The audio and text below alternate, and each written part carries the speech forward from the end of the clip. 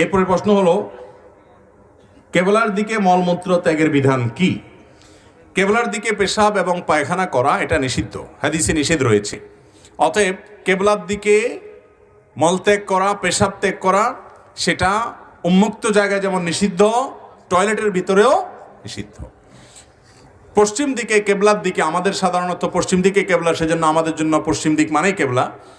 পৃথিবীর যে সমস্ত প্রান্তের মানুষের জন্য কেবলা যেদিকে, তাদের জন্য সেটি প্রযোজ্য হবে। অতএব আমরা পশ্চিম দিক না বলে কেবলার দিক বলি। কেবলার দিকে ফিরে বসে পেশাব করা কিংবা মলত্যাগ করা এটা যেমন নিষিদ্ধ, কেবলার দিকে থুতু ফেলাটাও নিষিদ্ধ। থুতু ফেললে নিচের দিকে ফেলবেন, অথবা সবচেয়ে উত্তম বাম পাশে ফেলবেন বা অন্য কোনো দিকে ফেলবেন, কিন্তু কেবলার দিকে ফেলবেন না। যদি কেবলার দিকে ফেরেন তাহলে সেক্ষেত্রে গুনাহ হবে। হাদিসে নবী করিম সাল্লাল্লাহু আলাইহি ওয়াসাল্লাম বলেছেন, যে ব্যক্তি কেবলার দিকে থুতু ফেলবে, কিয়ামতের ময়দানে সে এমত অবস্থায় আসবে যে তার সে থুতু, তার শেষ লেশা, কাশি